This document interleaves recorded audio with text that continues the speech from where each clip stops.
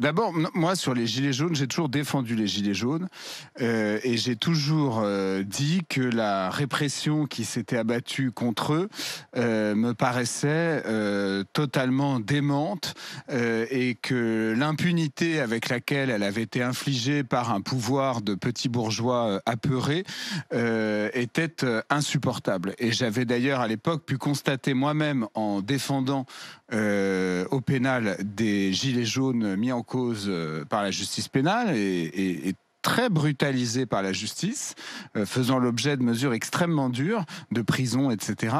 J'avais pu voir comment tout l'appareil d'État s'était mis en branle pour mater cette révolte populaire. J'avais pu constater d'ailleurs... Ceci étant dit, vas-y, voilà. Ouais. Alors, mais non, mais c'est quand même important de le dire. Et c'est quand même important de le dire. Et je pense que l'attitude qui a été celle d'Emmanuel Macron face aux Gilets jaunes, en réalité, le signe et montre que finalement, c'est quelqu'un qui a peur du peuple et qui en est très éloigné. Ceci étant dit, je pense que Pio Marmaille, je sais pas comment dire, est une espèce de... Il y a une forme de tartufferie, si vous voulez, à faire partie d'un système qui coûte aussi cher à l'État et donc notamment aux Gilets jaunes, puisque tout est parti d'une taxe, s'agissant des Gilets jaunes, et de tenir ce genre de propos. Je veux dire, c'est quand même grâce à la collectivité nationale qu'il peut gagner ce qu'il gagne par film et tourner autant de films et avoir la vie confortable qui est celle des acteurs qui marchent bien. À Macron pour ça. Non, il peut tout à fait s'en prendre à Macron, c'est pas ça, mais moi, la façon de le dire. Ce qui me frappe, si tu veux, c'est de cet acteur qui découvre.